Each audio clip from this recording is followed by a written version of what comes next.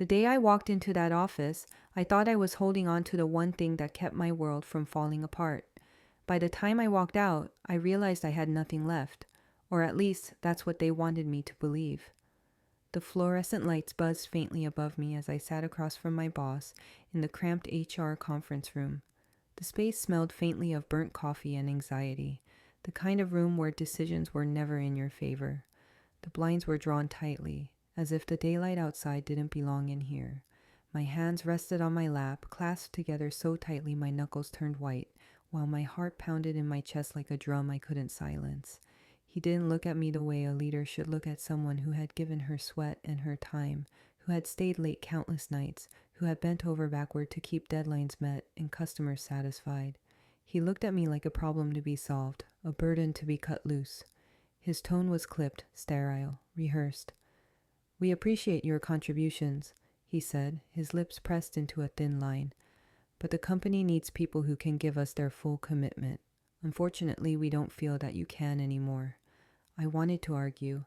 I wanted to tell him about the nights I spent typing reports with one hand while rocking my daughter to sleep with the other. I wanted to tell him about the times I skipped meals just to stay at my desk, or how I sacrificed weekends because deadlines mattered more to this company than my health. But the words got stuck in my throat. All I could do was sit there as he pushed the final piece of paper across the table. My termination notice. My world tilted. It wasn't just a job I was losing. It was security. It was rent. It was food in the fridge. It was daycare for my daughter. It was the fragile stability I had been clinging to for years as a single mother trying to build something out of nothing. HR barely looked at me as she handed over a cardboard box. "For your things," she said flatly, as though my entire career could fit neatly into something meant for shipping copy paper. I walked back to my desk under the fluorescent glare of the open office, feeling the heat of eyes on me. Some coworkers looked away quickly, as if my downfall might be contagious. Others whispered, their voices low but sharp enough for me to hear the judgment behind them. One smirked, just enough to let me know they had been waiting for this. My desk was suddenly foreign, stripped of the purpose it once carried. I picked up the framed picture of my daughter, her toothy grin and chocolate-smeared cheeks staring back at me, and placed it in the box. My coffee mug, with her tiny painted handprint that I had brought to work for encouragement, suddenly felt like a cruel reminder. I gathered pens, sticky notes, and the notebook where I had scribbled ideas that no one ever cared enough to hear. Every item I placed in that box felt like a piece of myself being stripped away. My chest burned with humiliation. My eyes watered, but I forced myself not to cry. Not here. Not in front of them. When I finished, I stood, my hands trembling as I clutched the box. I glanced down at the ID badge clipped to my blazer, the same badge that had once felt like a key to opportunity. Now it was nothing but plastic. Slowly I unclipped it, turned toward the security bin by the exit, and let it fall. The small clatter it made when it hit the bottom echoed louder than the laughter I had heard behind me. That sound, the badge sliding into the pile of discarded names, was the sound of my world breaking. Walking out of that building was the longest walk of my life. Each step felt heavier, like I was dragging not just myself, but every sacrifice I had ever made for people who never cared. My chest ached with betrayal, my stomach churned with fear, and deep inside, a fire of anger smoldered hotter than I'd ever felt before. The cold January air hit me like a slap to the face as the glass doors closed behind me. I stood on the sidewalk with the cardboard box digging into my arms, my breath fogging in the winter chill, watching people in suits hurry past me without a second glance. I felt invisible, disposable, like my years of dedication meant nothing more than a line item scratched off a budget sheet. I walked to the parking lot, my feet moving on autopilot, my mind spinning with what this meant. How would I pay the bills?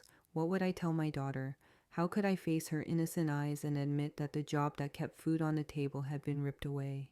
The fear was suffocating, but layered beneath the fear was something else. Anger. White-hot, bone-deep anger. Anger at the company that had used me until I had nothing left to give. Anger at the whispers, the smirks, the judgment that followed me as I left. Anger at a system that punished mothers for being both caretakers and workers, demanding everything and offering nothing in return.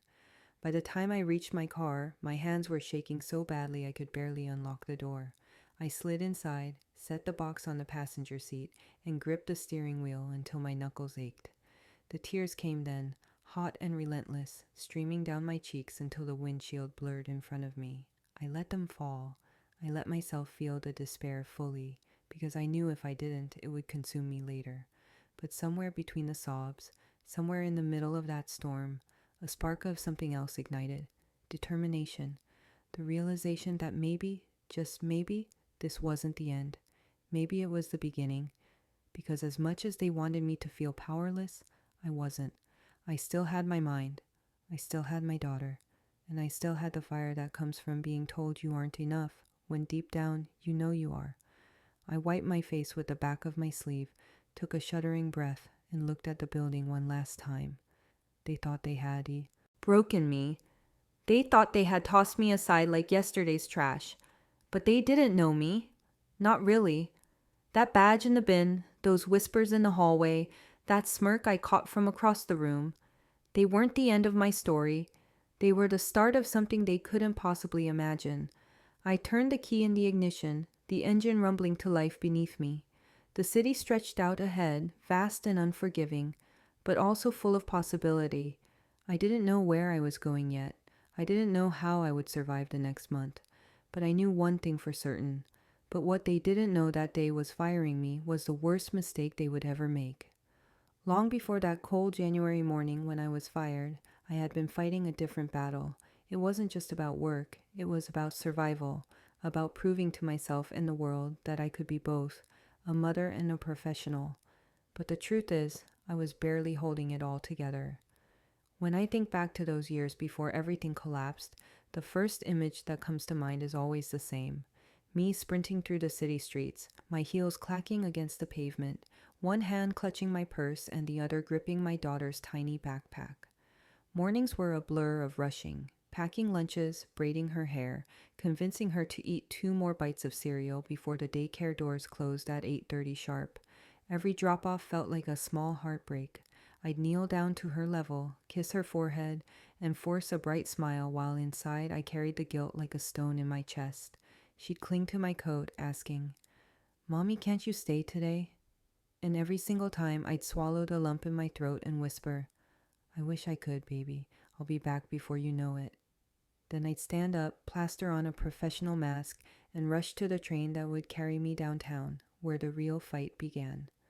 At the office, I became someone else. The frazzled mom at daycare transformed into the determined employee, the one who showed up early, stayed late, and volunteered for projects no one else wanted. I worked through lunches, skipped meals, and ignored the ache in my stomach just to prove I was committed. When my coworkers went out for drinks after work, I ran home instead, praying the daycare late fee wouldn't eat up the last $20 in my wallet. Love for my daughter was what drove me, but fear haunted every step. Fear of losing the job, fear of not paying rent, fear of being judged by the same colleagues who smirked when I had to leave a meeting early because the daycare called. I felt the unspoken words behind their stares. She's not reliable, she's distracted, she's not one of us. And maybe they were right, because while they built careers in glossy conference rooms and late-night networking events, I was building something else, a fragile balance that meant missing pieces of my daughter's childhood in order to give her a future. That was the hardest part. The missed school plays, the parent-teacher nights where her chair sat empty because I was trapped behind a glowing computer screen, hammering out reports that would never carry my name. The guilt clawed at me, louder than any criticism my boss ever gave. I'd tuck her into bed at night and see the disappointment in her little eyes when she whispered, "You weren't there." I'd lie awake after she fell asleep, staring at the ceiling, wondering if I was failing her. Was I a good mother if I wasn't there to clap the loudest when she walked across the stage? Or was I a good mother because I was working myself raw to keep food in the fridge? That question never stopped tearing me apart. The company knew this. They smelled the desperation on me, and they exploited it. Every time I hesitated to say yes, my boss would give me that look, the one that said, "We both know you can't afford to say no." So I said yes, again and again. Yes to staying late while my daughter waited in the daycare office long after her friends had gone home. Yes to working weekends while she begged me to take her to the park. Yes to projects that drained me, not because I had the energy, but because I knew saying no meant someone else would take the opportunity and I would be left behind. And yet, no matter how much I gave, it was never enough. Promotions passed me by. Pay raises went to people with less experience but fewer responsibilities outside the office. I heard the whispers when I left early for a doctor's appointment. I saw the rolled eyes when I asked to log in from home because my daughter had the flu. They pretended to smile at me, but I knew what they thought. She's weak. She's not committed. She doesn't belong here. That anger burned quietly at first, a steady simmer I tried to hide. But over time, it grew. Every time I walked into the break room and overheard jokes about working moms needing babysitters, I clenched my fists. Every time my ideas in meetings were ignored, only to be praised when repeated by someone else, I bit my tongue until it bled. Every time I saw the smug grin of the coworker who got the promotion I had earned, I fought back tears in the bathroom stall where no one could see. And yet, despite the humiliation, despite the endless exhaustion, I pushed forward. Because despair wasn't an option. My daughter needed me, and giving up meant giving her less than she deserved. I told myself I was strong enough, that I could endure anything if it meant keeping her safe, keeping her fed, keeping her future intact. But strength has limits, and mine were fraying. There were nights when the silence in our tiny apartment was suffocating. The fridge hummed louder than my thoughts, reminding me it was half empty. Bills piled up on the counter, the red letters screaming past due at me like accusations. My friends had stopped inviting me out because the answer was always no. My family judged me quietly, wondering why I worked so hard for so little. Isolation crept in like a fog. Depression whispered that I wasn't enough. Self-doubt coiled around me, making me question every choice, every sacrifice, every long night spent chasing a career that seemed determined to spit me out. But then I'd hear her voice, my daughter laughing at a cartoon, humming while she colored, asking me to braid her doll's hair the way I did hers. She was my spark. She was the reason despair could never fully win. When I looked at her, I saw every reason to fight harder, even when it felt like I was losing. And so, I carried on, bleeding quietly, breaking silently, pretending the pieces weren't falling apart. I convinced myself I could hold it all together, that my love for her and my determination to prove myself at work would be enough. But I was wrong, because love and determination don't always stop the walls from crashing down. Sometimes they just make you believe you can outrun the collapse until it's too late. And the truth is, I didn't see it coming. Not really. I thought I was balancing it all, walking a tightrope between motherhood and ambition. But the rope was already fraying beneath my feet. I thought I was holding it all together until the day it all fell apart. Some meetings change your schedule, others change your life. I walked into that conference room thinking it was routine. I walked out knowing I had been judged, discarded, and betrayed. Not for my work, but for the simple fact that I was a mother. The day of the meeting began like any other. I dropped my daughter off at daycare, kissed her on the forehead, and told her I'd be back before she knew it. But my gut had been tight the whole morning, a twisting knot I couldn't explain. Something about the way my boss had called me into his office felt off, too formal, too rehearsed. By the time I reached the HR conference room, my hands were damp with sweat and my pulse raced in my ears. The room itself was sterile, almost surgical in its coldness. The blinds were pulled tight, the air conditioner hummed softly, and a stack of files sat neatly in front of the HR rep like evidence in a trial I hadn't prepared for. My boss was already seated, his tie perfectly straight, his jaw set. He didn't offer me a smile or even a nod, just a quick flick of his eyes as if to say, "Sit, let's get this over with." The HR rep gave me that practiced, pitying smile that I'd come to associate with bad news. Her pen tapped lightly on the folder in front of her, and then she began. "Thank you for coming. We just need to have a quick conversation about your role here." My stomach dropped. Quick conversations in HR never ended well. I sat straighter, gripping the edge of my chair as though bracing for impact. My boss cleared his throat, his tone clipped and rehearsed. "We've noticed some challenges with your performance lately." I blinked. Challenges? My chest tightened with disbelief. I had been working harder than ever. Late nights, skipped meals, juggling deadlines while sacrificing time with my daughter. If that was considered a challenge, Then what counted as success? I don't understand, I said carefully, trying to keep the tremor out of my voice. My numbers are solid. I've met every deadline. His gaze flickered, but his tone didn't waver.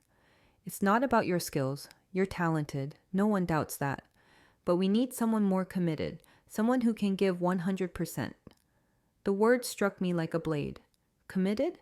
Did they think the hours I poured into this place weren't commitment?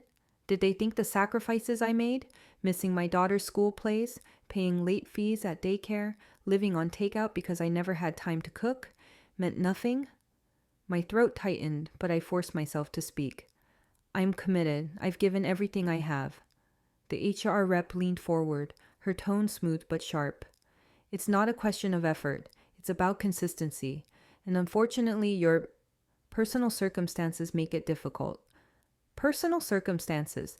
That was their coded language for motherhood. My chest burned with humiliation, anger rising hot and sharp in my veins. I wanted to shout, to list every sacrifice, every late night, every ounce of myself I had poured into this company. But I saw the way my boss's eyes had already moved past me, the way the HR rep's pen hovered as if waiting for me to sign away my future. They weren't listening. They had already decided. The HR rep continued, her words rehearsed like a script. Your last day will be today. We'll process the paperwork and we'll need your badge turned in before you leave. My head spun. Today. Just like that, years of my life erased in the span of 15 minutes. I swallowed hard, my hands gripping the edge of the chair until my knuckles turned white. Anger surged through me, tangled with despair. This wasn't about performance. It wasn't about results. It was about prejudice. They didn't want a mother who sometimes left work at 5 instead of 7. They didn't want someone who had responsibilities outside these walls. They wanted someone they could own. Tears burned in my eyes, but I refused to let them fall. Not here, not in front of them. I stood slowly, my legs unsteady, and forced myself to keep my chin high. My boss didn't look at me again. He turned back to his computer screen as though I had already ceased to exist. The HR rep gave me a tight smile, her eyes betraying a flicker of pity. I hated it. I hated all of it. When I stepped back into the office, the silence was deafening. Every head turned subtly in my direction. Some looked away quickly, guilty. Others whispered behind their hands. But one face stood out. A colleague leaned back in his chair, his lips curling into a small, deliberate smirk. The sight of it hit me harder than the Tsuchi's termination notice. It wasn't just business. Someone had wanted me gone. Someone had whispered in the right ears, fueled the fire until the company had no choice but to burn me alive. The smirk told me everything I needed to know. This was personal. I walked to my desk with shaking hands and pulled out the cardboard box they had given me. Each item I placed inside felt like a piece of myself being stripped away. The framed picture of my daughter, smiling with missing teeth. The mug she had painted with her messy handprint. The notebook filled with ideas that no one cared to hear. Finally, I unclipped my security badge. It had once felt like a symbol of belonging. Now it felt like plastic proof that I had been naive to believe I ever belonged. I dropped it into the bin by the exit, the small clatter echoing in my ears like a funeral bell. As I carried the box past the rows of desks, the whispers grew louder in my imagination. Words like failure, weak, unreliable. My chest burned with shame, but beneath it, a new emotion sparked, determination. They thought they had won. They thought they had silenced me. But the smirk told me otherwise. This wasn't over. But as I walked out, I caught one smirk that told me this wasn't just business. It was personal. They say you don't know how strong you are until being strong is the only choice you have. But in those weeks after losing my job, I didn't feel strong. I felt broken. And when you're a mother, brokenness isn't a luxury you can afford. I came home that night carrying the cardboard box they had handed me, its weight far heavier than the small trinkets inside. My apartment, usually my safe place, suddenly felt foreign, almost hostile. The bills on the kitchen counter seemed to glare at me, their red past due stamps like wounds I couldn't heal. The refrigerator hummed in the corner, its half-empty shelves reminding me of the groceries I could no longer afford. I set the box down on the floor and collapsed into the chair at the kitchen table. My body was exhausted, but my mind was worse. Racing, spiraling, drowning. All the sacrifices, all the nights I had worked myself raw, and still, it wasn't enough. I had been tossed aside like trash. I stared at the stack of envelopes in front of me: rent, utilities, daycare fees. Each one a reminder that without my paycheck, the fragile balance of our lives had crumbled overnight. I wanted to scream. I wanted to punch something. But instead, I just sat there, numb, listening to the quiet of the apartment. That quiet was broken by the sound of little footsteps. My daughter padded into the kitchen, still in her pajamas, clutching her stuffed bunny. She blinked sleepily, then looked up at me with those wide, trusting eyes. "Mommy," she asked softly, "why aren't you going to work tomorrow?" Her voice was innocent, but it cut deeper than any blade. How could I explain to her that the world didn't care about mothers like me? How could I tell her that everything I had fought to protect had been ripped away by people who saw me as disposable? I forced a smile, my throat tightening. "Mommy's going to spend some more time with you for a while," I whispered, pulling her into my lap. She wrapped her arms around my neck, her tiny head pressing against my shoulder, and for a moment I let myself cry silently into her hair. She didn't see my tears, but she felt the heaviness in my hug. The days that followed blurred together in a haze of shame and despair. I applied for jobs online until my eyes burned, but rejection emails came back faster than I could send out applications. Every time my phone buzzed, my heart leapt, only to sink again when it was just another, "We've decided to move forward with other candidates." Friends tried to check in, but their words stung more than they comforted. "Maybe you should have focused more on work and less on being a mom. Are you sure you can handle a career and a child at the same time?" They meant well, but all I heard was judgment. Even family wasn't much better. Disappointment laced their voices when they asked, "What are you going to do now?" Every conversation made me feel smaller, weaker, more ashamed. It wasn't just that I had lost the job, it was that I had lost my place in the world. I avoided social media, unable to stomach the photos of coworkers smiling at company events, their careers moving forward while mine had been cut short. I stopped answering calls. I pulled away from friends. My world shrank until it was just me, my daughter, and the suffocating four walls of our apartment. Money dwindled quickly. I stretched every dollar, buying the cheapest groceries, turning down the thermostat, skipping meals so my daughter could eat.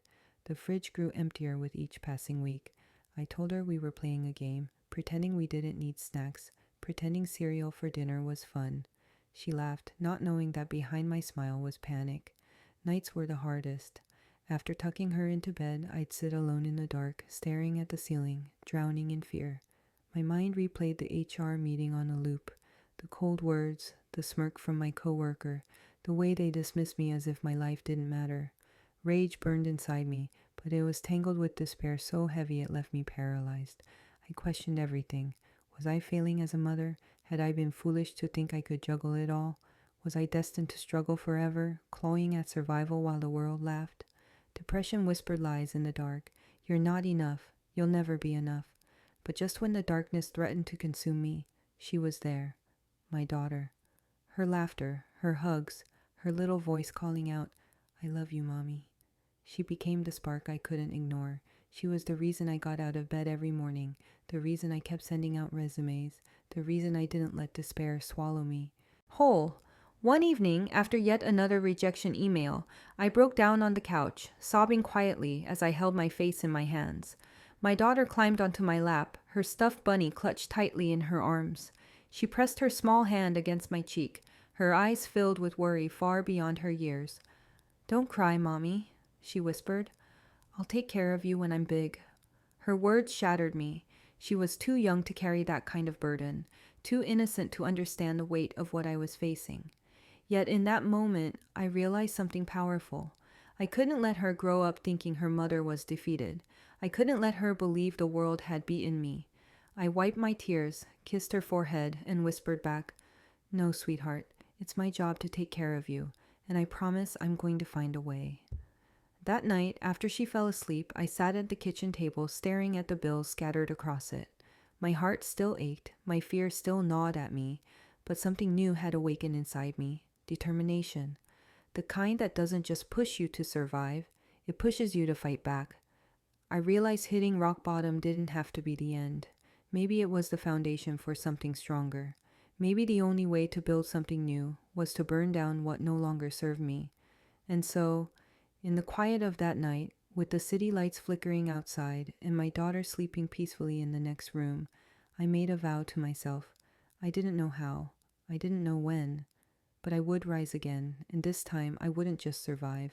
I would make them regret ever underestimating me.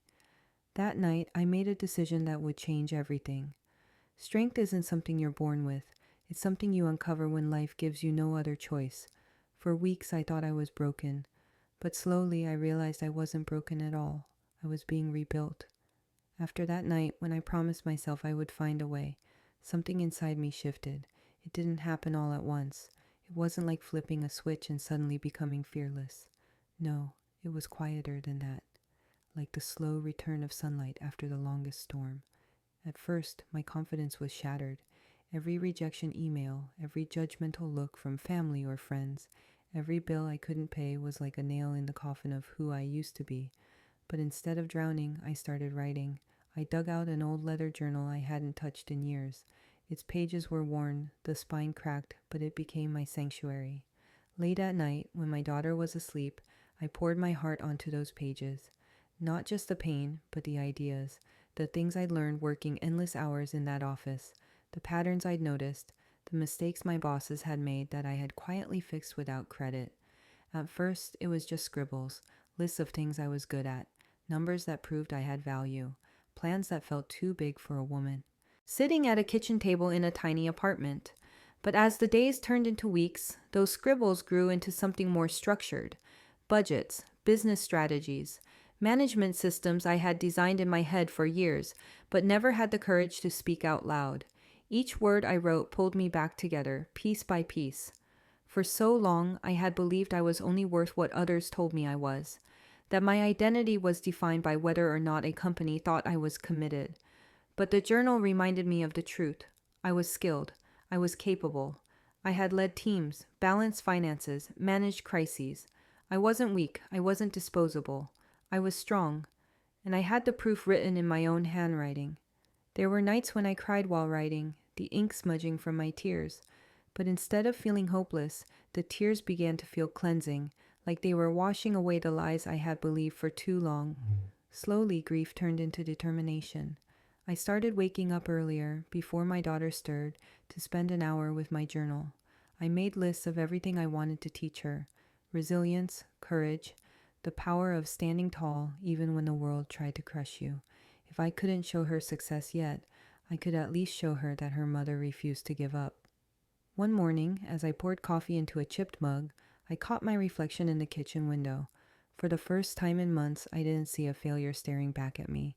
I saw someone surviving, someone fighting, and deep down, I knew survival was just the first step. The anger that had once paralyzed me began to transform. It was no longer a weight holding me down, but a fire propelling me forward. I thought about every smirk, every dismissive word, every time my ideas had been stolen or ignored. That anger became fuel, and the journal became my blueprint for something bigger than revenge. It was the blueprint for rebirth. One night, I sat at a table with papers spread around me, notes on management, financial strategies, even sketches of logos I thought were silly at first, but couldn't stop drawing. My daughter padded out of her room, rubbing her sleepy eyes. She climbed onto my lap, staring at the mess of notes. "What's all this, Mommy?" she asked, curiosity shining in her eyes. "Plans," I whispered, brushing her hair back. "Big plans." Her face lit up and she grinned. "Like Supermom plans?" I laughed through the lump in my throat. "Exactly, like Supermom plans." She giggled and hugged me, and in that moment, I knew this wasn't just about me anymore. It never had been. It was about her, about showing her that no matter how many times life knocks you down, you can always get back up. Days turned into weeks, and slowly confidence began to creep back into my bones. I started taking walks again, lifting my chin instead of avoiding eye contact. I began speaking with more certainty, even if no one else was listening yet. I practiced leadership in small ways, organizing our schedule, balancing our tight budget like it was a corporate portfolio. Every small victory was proof that I was stronger than my circumstances. The journal filled quickly. each page a testament to resilience. It wasn't just writing anymore, it was planning. It was dreaming. It was daring to believe in myself again. And then one evening, while flipping through those filled pages, I saw something I had written weeks earlier without much thought. You've spent years making other people rich. Why not use those skills for yourself? The sentence hit me like a lightning bolt. My whole body buzzed with adrenaline. For years, I had poured my talent into companies that never valued me, building their empires while I starved on the sidelines. But what if I stopped building for them and started building for myself? The idea seemed outrageous, impossible even. I had no money, no connections, no safety net. But I had knowledge, I had experience, and I had more determination than I had ever felt in my life. I sat there in stunned silence, the journal open in front of me, my heart racing faster than it had in months. The fear whispered immediately, "You can't, you'll fail, you'll lose everything." But another voice rose louder, steadier. "You've already lost everything once. What more can they take?" For the first time, the thought of risk didn't scare me, it thrilled me. I leaned back in my chair, staring at the ceiling, the weight of possibility pressing down on me. Could I really do this? Could I take everything I had learned and build something of my own? That night, as my daughter slept peacefully in the next room, I sat with the journal in my lap and felt the fire in my chest grow stronger than ever before. I didn't know where this path would lead. I didn't know how steep the climb would be. But I knew this. Then I stumbled upon an opportunity that seemed impossible, but I couldn't ignore it. Sometimes opportunity doesn't knock. Sometimes it whispers when you least expect it, daring you to listen. It started as an ordinary morning. I was sipping coffee, flipping through local business articles on my cracked old laptop, trying to distract myself from the endless spiral of bills stacked on the counter. Most of the headlines blurred together. Company expansions, leadership changes, mergers I could never imagine being part of. But then one headline caught my eye, so simple yet electrifying. Local supply chain firm faces closure after years of decline. I froze, staring at the screen. It was a small company, practically invisible compared to the giants I had once worked for. But I knew the name. They had once been a minor competitor, often dismissed in the boardroom as irrelevant. I remembered those meetings clearly. My bosses would laugh when their name came up, calling them too small to matter. But they hadn't closed yet. They were still fighting. My curiosity sparked. I clicked the article and read every word, my pulse quickening with each line. The company was struggling, yes. They had outdated systems, mismanaged finances, leadership that had failed to adapt to the changing market. But beneath the mess, I saw something no one else seemed to notice. Potential. Every paragraph felt like déjà vu. The inefficiencies, the leadership mistakes, the lack of innovation. These were the same problems I had quietly fixed for years in my old company, the same issues my bosses had thrown on my desk without ever giving me credit. My mind buzzed with solutions before I even realized what I was doing.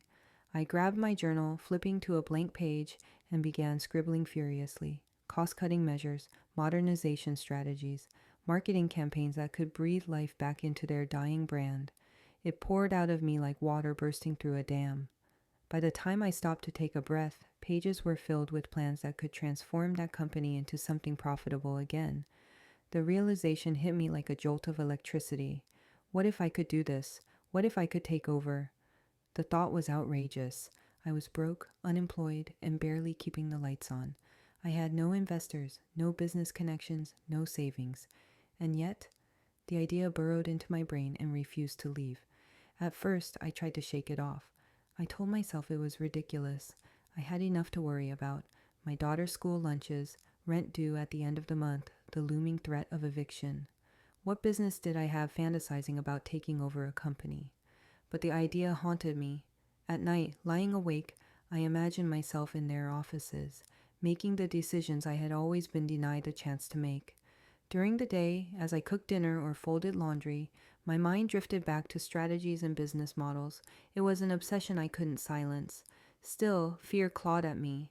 How could I even begin without money, without support, without anyone believing in me? I looked at my daughter playing on the floor, her crayons scattered across the rug, and the thought of risking what little stability we had left made my stomach twist.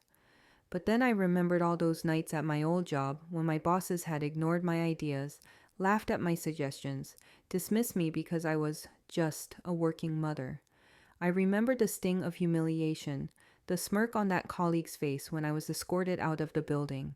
Rage mixed with determination, a fire building in my chest.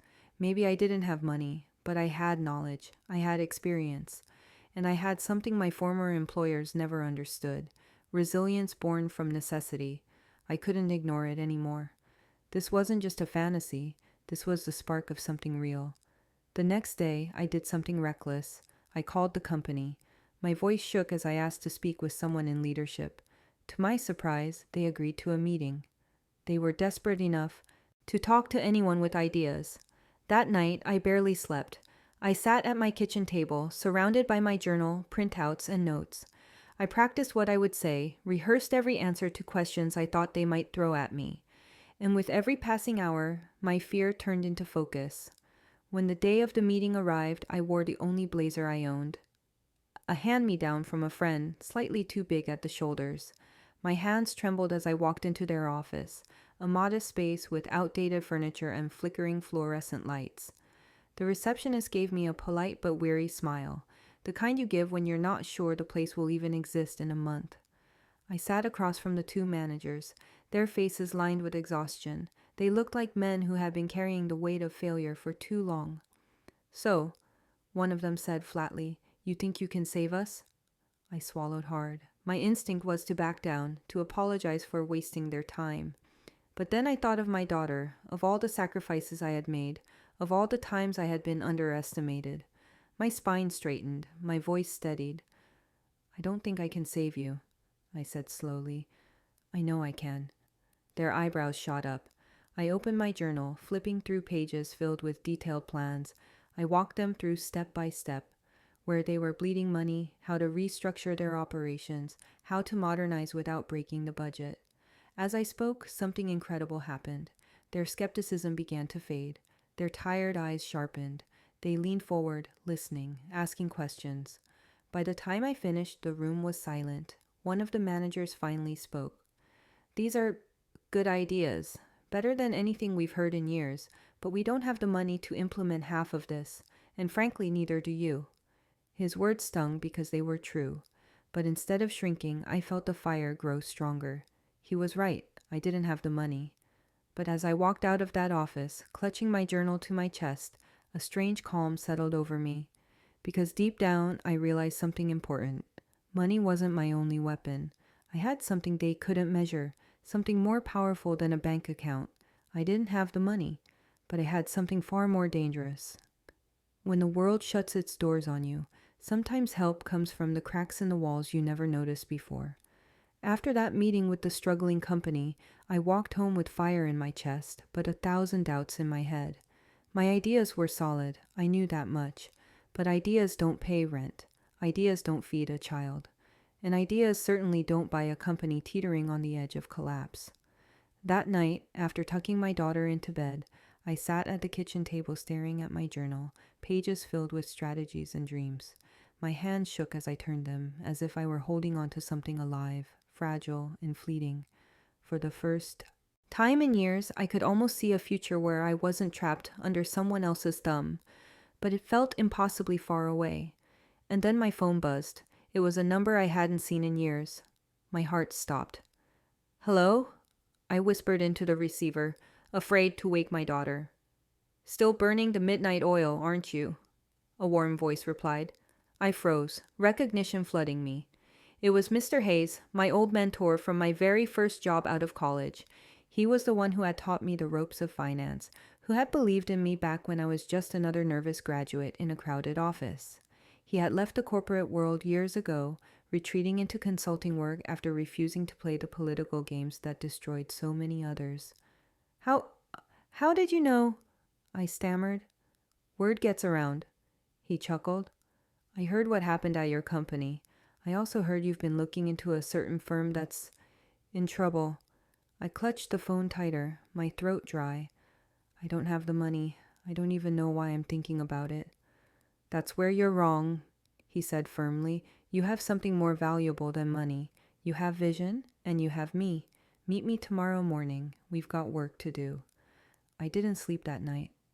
The next morning, I found myself in a small coffee shop on the edge of town, the kind of place with mismatched chairs and a chalkboard menu that changed daily. Mr. Hayes was already there, sipping black coffee with a knowing smile. He looked older, his hair silver now, but his eyes still had that same spark, the spark of someone who thrived on spotting potential others missed. He leaned across the table. So, tell me everything. For an hour, I poured it all out. The article, my late-night plans, the meeting with the managers, every doubt, every fear, every impossible dream. He listened without interrupting, nodding occasionally, his expression unreadable. When I finally stopped, my throat dry and my hands trembling, he leaned back and smiled. You remind me of yourself 10 years ago, he said softly. Except now you're sharper, stronger. Life has forged you in fire, and you don't even see it. Tears burned my eyes. For so long I had felt invisible, dismissed, discarded. Hearing those words cracked something open inside me. But I can't do it alone, I whispered. Then don't, he replied simply. That was when he introduced me to someone I hadn't expected. Claire, an old colleague from my previous company. I hadn't spoken to her in months, not since she'd quietly left after being passed over for a promotion she deserved. When she walked into that coffee shop, her eyes widened at the sight of me, then softened with sympathy. They treated you like dirt too, huh? She said, sliding into the booth. We laughed, not because it was funny, but because it was bitterly true. Over steaming cups of coffee, Claire confessed. Things I hadn't known. The long hours, the toxic culture, the deliberate undercutting of anyone who didn't fit their perfect mold. And then, with a glance around to make sure no one was listening, she leaned closer. I still have access to files, she whispered. Records, proof of their backroom deals, the shady practices they'd never want exposed. My heart pounded. Why are you telling me this? Because you deserve better, because they destroyed us and I want to see them pay. It was like a puzzle piece sliding into place. Suddenly I wasn't alone anymore. I had allies, people who believed in me when I didn't even believe in myself. The weeks that followed blurred into secret meetings in quiet corners of coffee shops, late-night calls whispered after my daughter was asleep, and pages upon pages of strategies drafted in my battered old journal. Mr. Hayes brought wisdom and connections I could never have dreamed of. Claire brought insider knowledge, the kind of information that could sink my old company if wielded at the right time. And I brought fire. Every meeting built my confidence brick by brick. Every whispered strategy, every shared secret reminded me that I wasn't powerless, I wasn't forgotten, I wasn't beaten. But along with the hope came something darker, anger. Every time Claire revealed another manipulation, another cruel decision made at my expense, rage bubbled inside me. They hadn't just fired me, they had broken me down, mocked me, discarded me like I was worthless. And now, unknowingly, they had given me the ammunition I needed to rise again. It wasn't just about building a new company anymore. It was about justice. I started to see it clearly, a plan forming like lightning in the storm. The failing company could be saved, my skills could revive it, my allies could fuel it, and my old employer, they would never see me coming. One evening, after another long session with Hayes and Claire, I walked home beneath the glow of streetlights, my daughter's small hand curled in mine. She skipped beside me carefree, her laughter echoing in the quiet night. And for the first time since losing my job, I didn't feel fear about the future. I felt power. That night, after tucking her into bed, I stood by the window, staring out at the city lights. My reflection in the glass looked different, stronger, fiercer, unrecognizable from the broken woman who had once sobbed over bills and half-empty cupboards. I whispered to myself, they thought I was gone. And then I smiled, a sharp, determined smile. But I was building in the shadows. Rebuilding doesn't start with triumph. It starts with exhaustion, with broken nails and tear-streaked cheeks, with the kind of nights where you wonder if the struggle will ever be worth it. The days after those secret meetings felt like stepping into a battlefield, except my weapons weren't swords or shields. They were spreadsheets, cold. Coffee and a stubborn will that refused to die. My tiny apartment became my war room. The kitchen table, covered in bills and schoolwork, was now also covered in charts, budgets, and business plans. My laptop, with its cracked screen and sticky keys, became the heartbeat of my new life. I spent hours bent over it, chasing opportunities that seemed too small to matter, but to me, they were everything. Late nights blurred into dawns. Some mornings I realized I hadn't even closed my eyes. My daughter would shuffle out of her room, rubbing her tired eyes, and find me still at the table, my hair a mess, my face pale with fatigue. She'd curl up on the couch with her blanket, whispering, "Mommy, don't give up." Those words were both a knife and a balm. Painful because she saw my struggle, but healing because she believed in me more than I believed in myself. There were nights when she fell asleep on that couch, her soft breathing the only sound in the room while I worked with bleary eyes, chasing down leads and emailing potential clients who might never answer. I'd glance at her tiny frame curled under her blanket and feel a surge of guilt, but also a wave of resolve. I wasn't doing this just for me. I was doing it for her future. The financial strain was suffocating. Rent was late more than once. My fridge was often half empty. Meals stretched thinner and thinner until creativity became survival. I sold things I once thought I could never part with. Jewelry from my mother, furniture I had saved up for, even the television.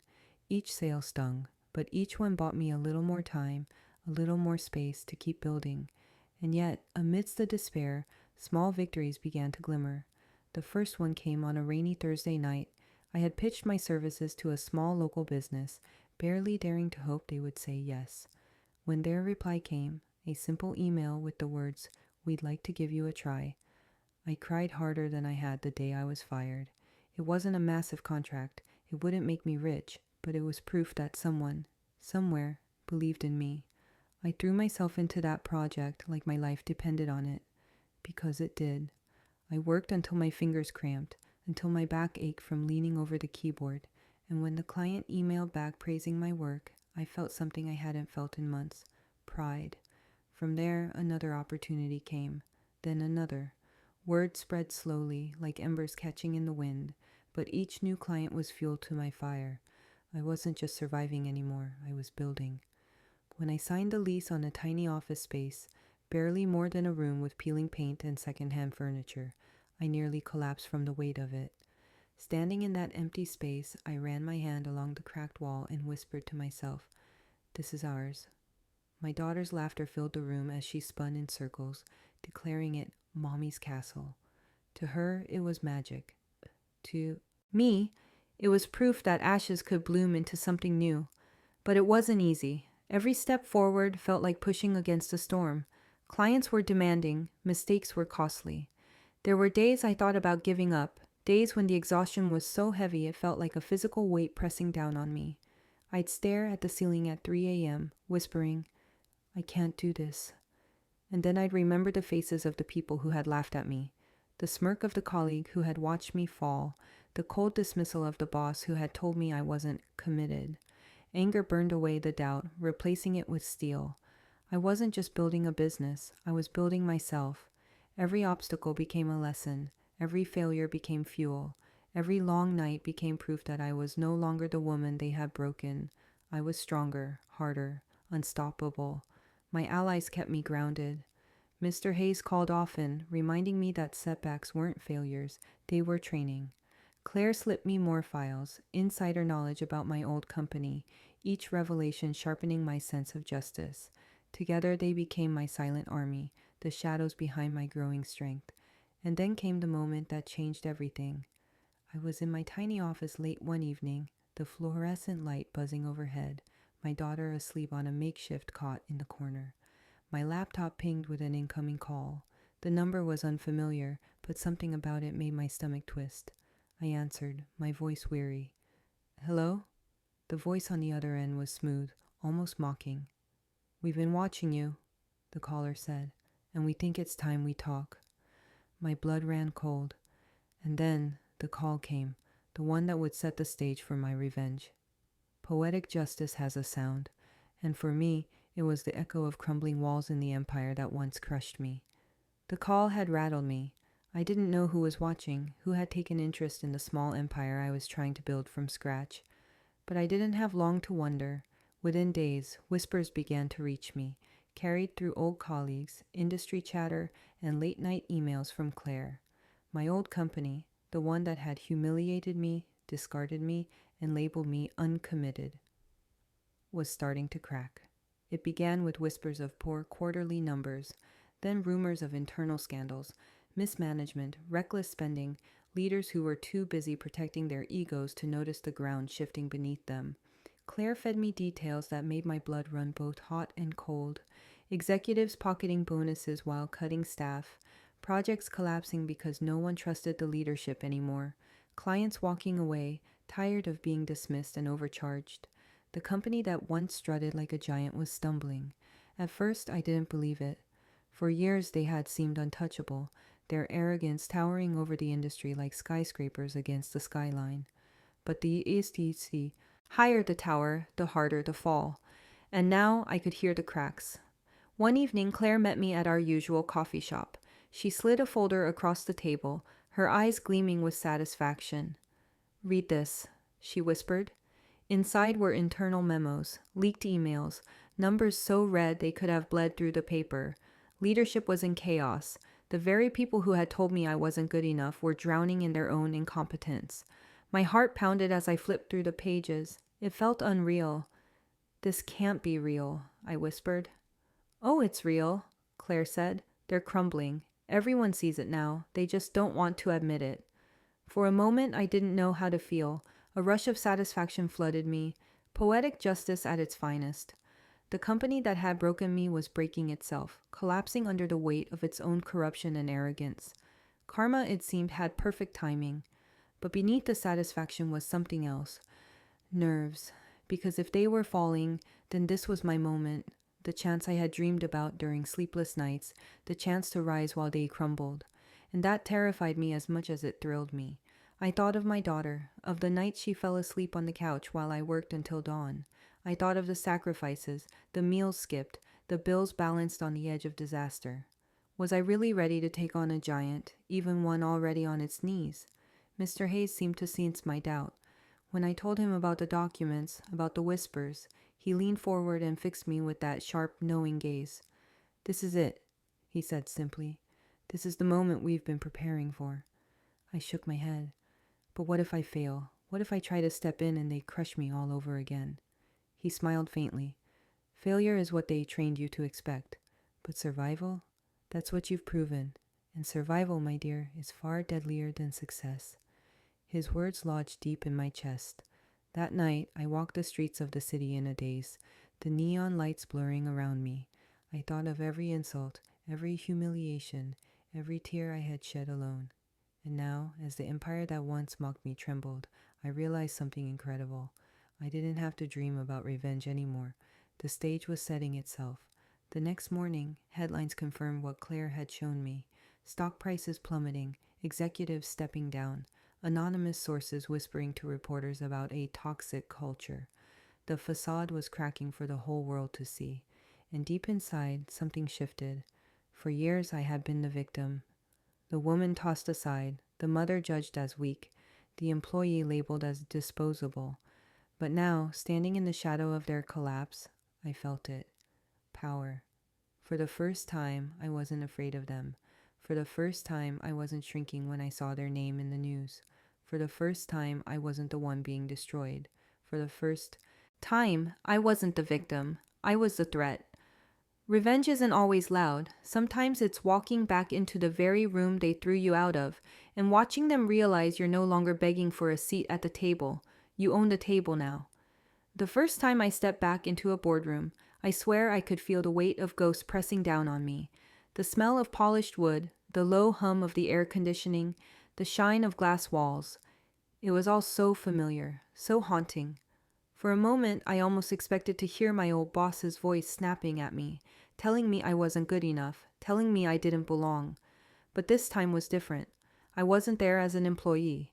I wasn't there to take notes, fetch coffee, or defend my worth. I was there as a competitor. It had taken months of grinding, networking, late nights, and countless sacrifices to get here. My tiny firm had grown faster than I ever imagined. One client turned into 3, 3 turned into 10, and before long, I wasn't just surviving, I was expanding. Word had spread that I delivered results, that I treated clients with respect, that I had solutions no one else was offering.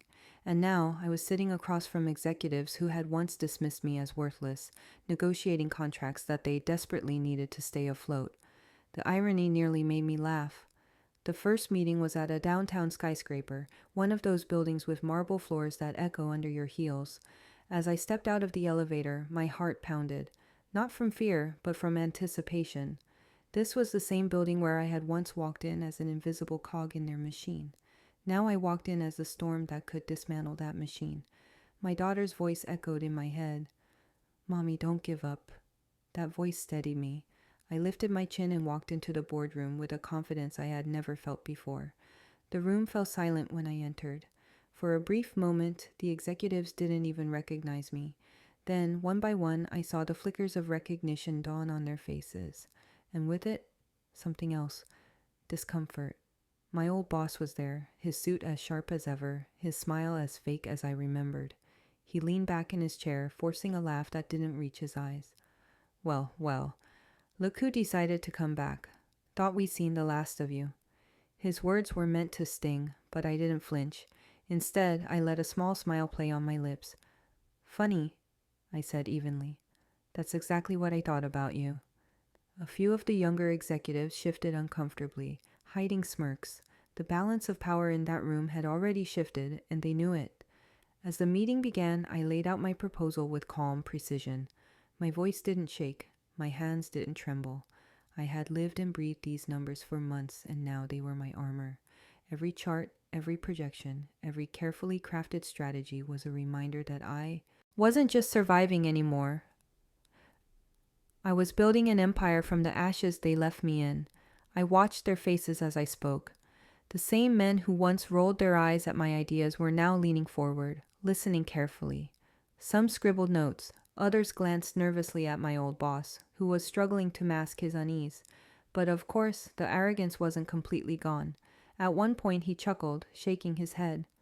"You've done well for yourself," he said. "But let's be honest, you're still small. You don't have the resources, the manpower, the reach. Do you really think you can compete with us?" I leaned forward, locking eyes with him. My voice was steady, but each word landed like a stone. "I don't think I can compete with you. I know I can. Because while you've been busy protecting your egos, I've been solving problems. While you've been bleeding clients, I've been gaining them.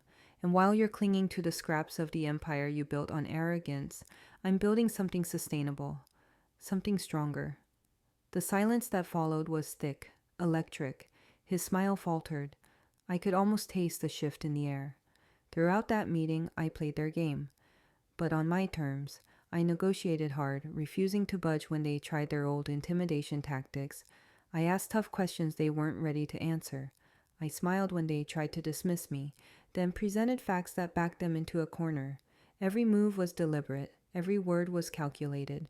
And with each passing minute, their laughter grew weaker, their confidence shakier. I remembered all the times I had left meetings in tears, humiliated and broken. Now, as I sat across from them, I realized those moments hadn't destroyed me. They had prepared me. They had taught me exactly how these men operated. Their tricks, their arrogance, their blind spots. And now I was using all of it against them. At one point, I caught one of the executives, a younger man who had never said a word back when I worked under them, staring at me with something like admiration. He wasn't looking at me like a subordinate anymore. He was looking at me like a leader. It hit me then. I had become the thing I always wanted to be. Not because they gave me the title, not because they allowed me a seat at their table, but because I built my own.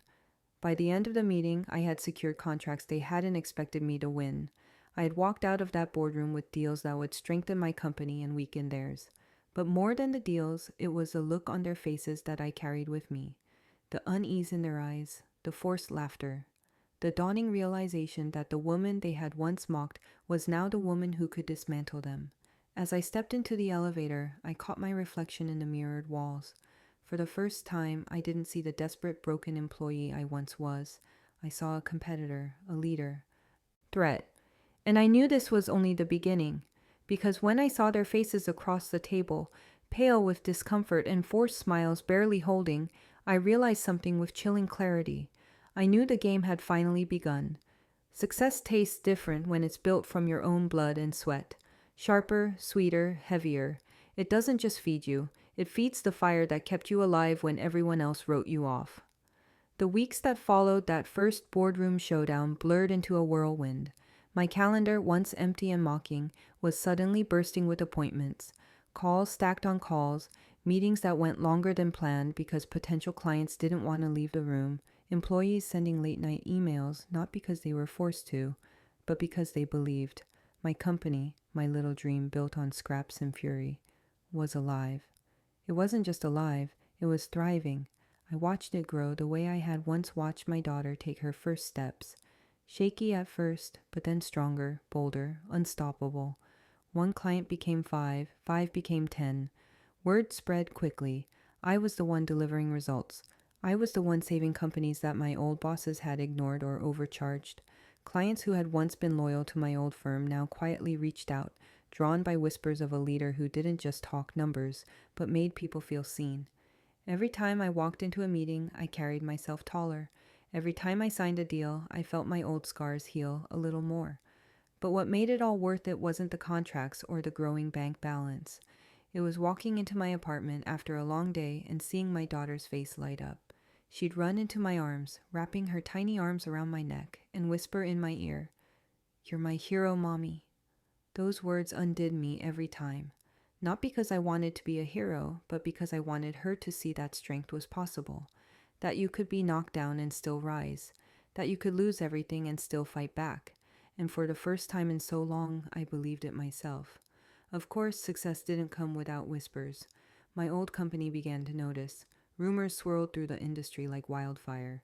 Executives scrambling, losing clients one by one, their once flawless reputation now riddled with holes. Claire called me one night, her voice almost gleeful. "They're panicking," she said. "They can't figure out how you're doing it. They thought you'd disappear. Instead, you're eating them alive." I couldn't help the small, satisfied smile that spread across my face. It wasn't about revenge, not completely. It was about justice, about watching arrogance collapse under its own weight while resilience rose in its place. And yet, there was a darker satisfaction in knowing they were finally tasting the fear they had once made me choke on. Inside their glass towers, I imagined them pacing the halls, whispering about how to stop me. The same men who had laughed as they pushed me out now scrambling to hold on to what little power they had left. It was poetic, it was karma, and it was only the beginning. In my office, now larger, brighter, filled with people who looked at me with respect instead of disdain, I often paused just to soak it in. Employees who stayed late, not because they were chained by fear, but because they believed in the vision. Coffee cups stacked on desks, laughter echoing through the hallways, the sound of possibility filling every corner. I made it a point to know their names, their stories, their struggles. I refused to become the kind of leader who crushed spirits for profit. Instead, I became the leader I had always needed. And in return, loyalty flowed back to me like a river. There were still nights of exhaustion, still mornings where doubt tried to creep in.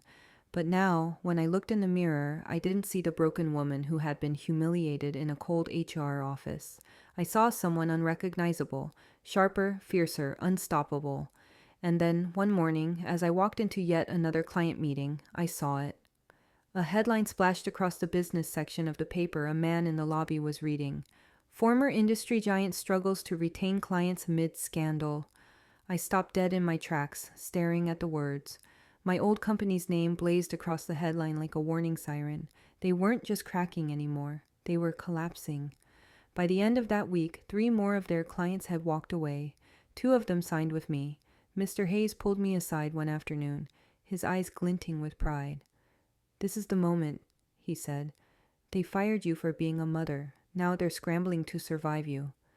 The words sent a shiver down my spine, equal parts vindication and fire. Because it was true. The tables had turned completely. The empire that once discarded me was now bleeding, while my company was thriving.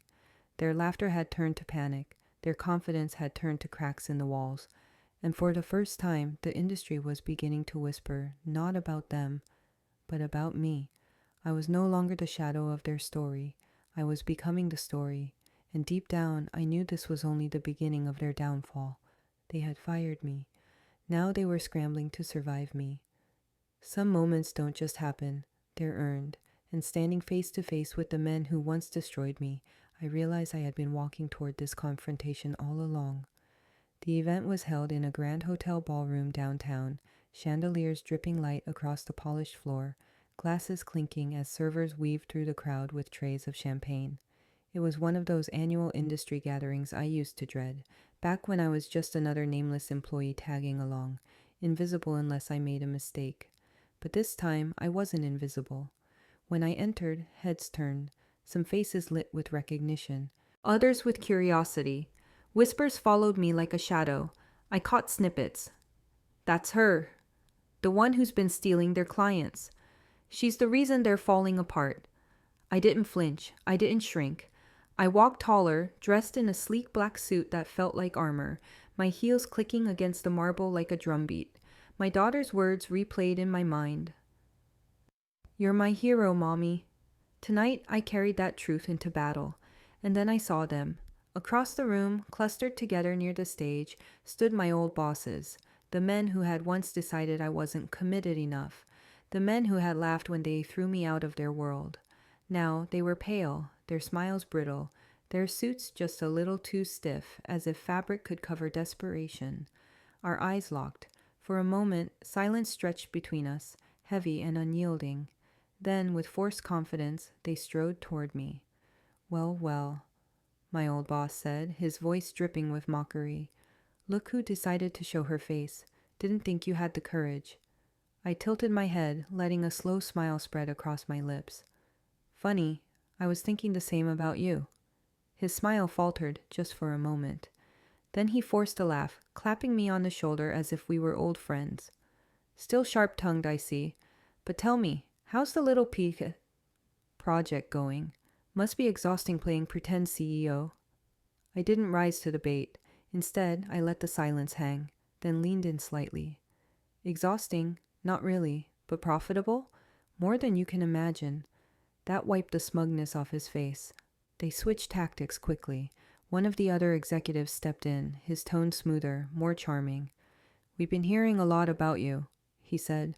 Impressive work, really. You've made quite a splash for someone on her own. Not on my own, I corrected, my voice steady. With a team that actually believes in me. His smile tightened. The third man, older, with deep lines carved into his face, spoke more cautiously. Look, he said, lowering his voice. We don't need to be enemies. There's room for collaboration. We could work something out. I raised an eyebrow. Collaboration? Yes, he pressed. You've built something strong. We respect that. Join forces with us and we could make you a partner. Equal share. Resources, backing, power. You'd finally get the recognition you deserve. For a moment, the room seemed to tilt. Partnership. The offer was almost surreal. The same men who had fired me, mocked me, erased me, were now holding out their hands in desperation. A full circle moment. I let out a short, sharp laugh that cut through the hum of the room. Their faces froze. You think I want your partnership? I said, my voice cold as steel. I don't want your scraps. I don't want your seat at the table. I leaned closer, locking eyes with the man who had once told me I wasn't committed enough to succeed. My voice dropped to a whisper, each word deliberate. I didn't want your deal. I wanted your throne. The look on their faces, shock, disbelief, the faint flicker of fear, was sweeter than any victory I had imagined. There are moments in life when time slows, when every breath you take feels like history writing itself, and the day I walked into that boardroom, ready to claim the empire that once rejected me, was one of those moments. The glass doors of the towering skyscraper slid open with a hush, and for a brief second, I felt the ghost of my past.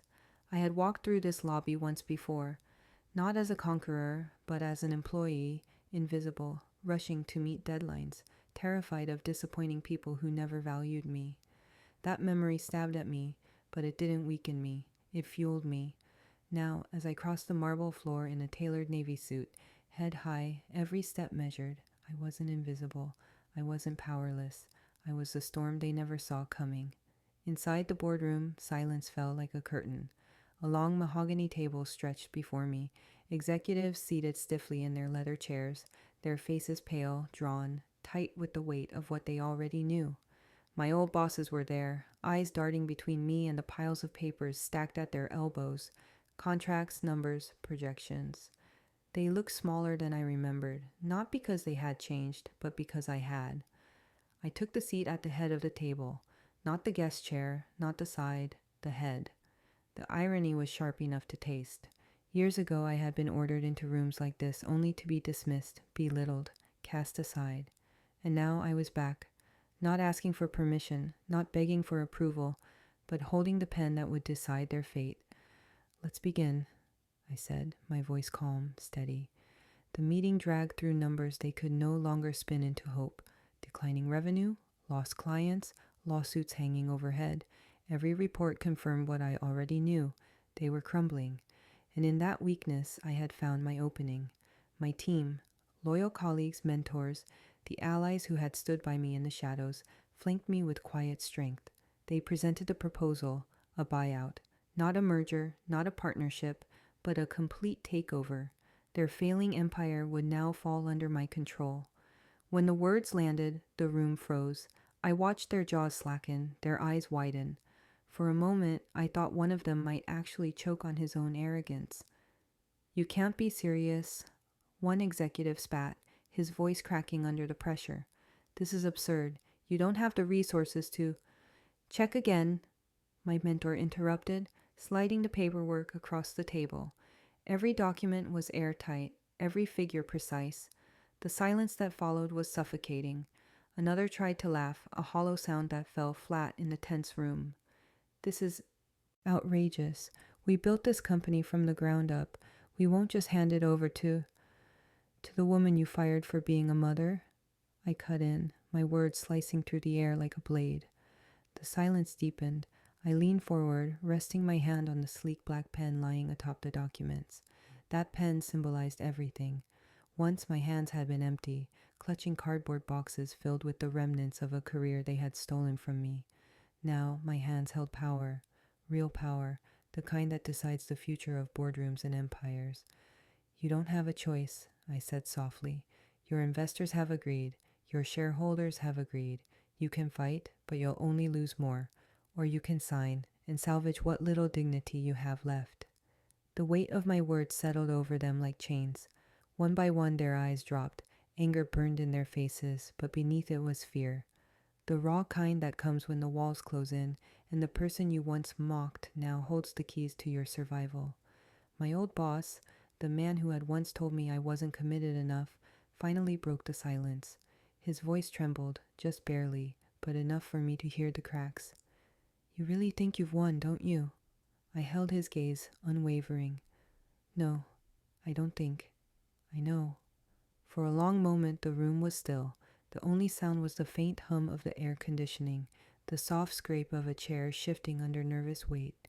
Then, with reluctant, trembling hands, one by one, they signed.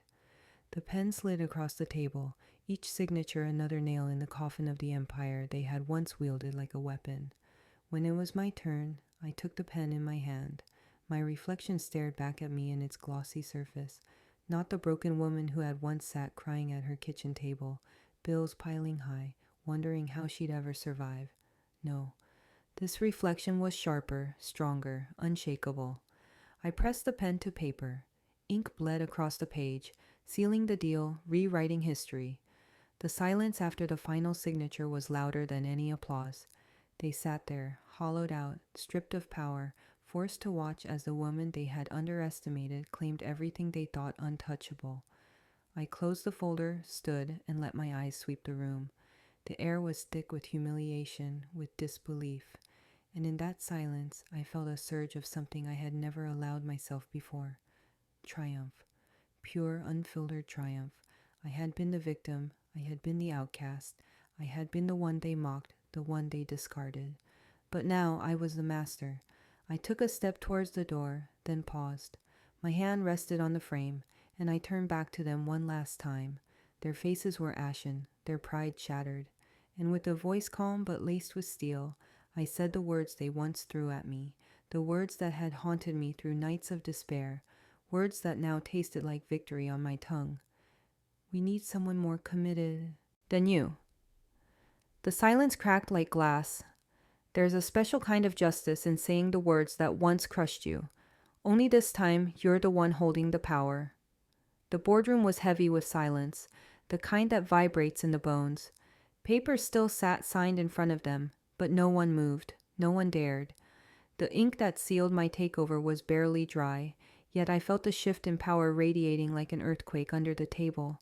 I stood at the head, my hands resting lightly on the polished wood, and looked at each of their faces. Pale, tense, waiting. For years they had looked at me with judgment, with disdain, with smirks that cut deeper than knives. They had seen me as weak, disposable, replaceable. And now, they looked at me with something else entirely. Fear. I let the silence linger a moment longer, savoring it, letting it stretch until the tension was unbearable. Then, slowly, I opened the folder in front of me. Inside were the names, the list. The same names that had once been carved into my nightmares. Mr. Green, I began, my voice calm but sharp enough to slice through the room. Do you remember the words you said to me in that HR meeting? How you told me I wasn't fit for this industry? How you laughed when I packed up my desk? His face drained of color. His lips parted as if to speak, but no sound came out. You're fired. The words landed like a hammer. He slumped back in his chair, disbelief etched into every line of his face. I didn't give him time to recover. My eyes shifted to the next name. Ms. Taylor, you told the office I was a liability because I had a daughter. You whispered behind my back that motherhood made me weak. You built your career on stepping over people like me. Her mouth quivered, eyes darting around the room as if searching for someone to save her. You're fired. Her chair scraped against the floor as she recoiled, hands trembling. I moved down the line, name after name, face after face. Each one connected to a memory. The smirks in the hallway, the whispers at my expense, the cold dismissal when I begged for fairness. One by one, I stripped them of the power they had once wielded so carelessly. The room was suffocating now, heavy with disbelief, shame, and the faint sound of shallow breaths. My team stood behind me, silent witnesses to the reckoning. And there, at the doorway, stood my daughter. She had begged to come with me that day, too young to fully understand, but old enough to sense its importance. She stood beside my mentor, wide-eyed, clutching the small journal where I had once scribbled dreams and plans in the darkest nights. When her eyes met mine, I felt my chest tighten. She wasn't scared. She wasn't confused. She was proud. She smiled, a small, fierce smile that told me she knew her mother was no longer a victim. Her mother was the victor. The sight gave me strength to continue. At last I came to the man who had started it all. The boss who had sat across from me in that cruel HR meeting, smirking as he delivered the words that ended my career. Mr. Wallace, I said, letting his name hang in the air. His jaw tightened. Sweat glistened on his forehead. You told me once that you needed someone more committed than me, that I was replaceable, that my daughter made me weak, and you laughed when I walked out with my life in a box. His hands balled into fists. This isn't fair, he muttered, the first crack of desperation in his voice. Fair? I repeated softly, leaning forward. Was it fair when you humiliated me in front of my colleagues? Was it fair when you stripped me of everything because I dared to love my child? You don't get to speak of fairness now. I straightened, my voice ringing clear and unshakable. You're fired. The words echoed through the room like thunder. The once mighty executives now sat broken, their pride shattered, their empire in ruins. I had taken from them what they had once stolen from me: power, security, dignity. But as the silence settled again, heavier than ever, I felt something stir inside me. This wasn't just revenge. This wasn't just about firing the people who had wronged me. It was about something far bigger. I turned, catching my daughter's proud eyes once more, and in that moment I realized the truth. But in that silence, I realized this was bigger than revenge. Some victories are loud, filled with applause and flashing lights, but the truest victories are quiet. They happen in the stillness of a heart finally free. The dust settled slowly after the boardroom storm. The men who had mocked me were gone. stripped of the power they had once wielded so carelessly. My name, once whispered as a warning, was now spoken with respect. The company I had built from nothing stood strong, its roots planted in pain but watered with resilience. But in the silence that followed, when the papers were signed and the chaos subsided, I realized revenge wasn't the end of my story. It was just the doorway. For nights after the takeover, I would sit in my office long after the lights dimmed, staring at the city skyline. Towers glittered against the dark sky, each window a story of ambition, greed, or survival. I thought about how easily I could have been crushed by the weight of it all, and yet I wasn't. I remembered the nights at my kitchen table, bills scattered like broken glass, my daughter's small voice asking why I wasn't going to work anymore. I remembered the humiliation of that HR meeting, the smirk on Wallace's face as he told me I wasn't committed enough. I remembered the tears I had swallowed, the despair that nearly drowned me, and I remembered the turning point, my daughter's smile, her little hand in mine, her unwavering belief that I was her hero even when I felt like a failure. That was what saved me. Justice had been sweet, revenge had been sharp, but neither of them gave me the strength to rise again. It was love. Love for the one person who depended on me, who believed in me when no one else did. I looked at her now, curled up on the couch in my office, drawing in her notebook while I worked. She was older, a little taller, her eyes wiser than her years, and yet, when she glanced up at me and grinned, it was the same spark that had lit my fire years ago. Wealth had come, success had come, but none of it mattered compared to that smile.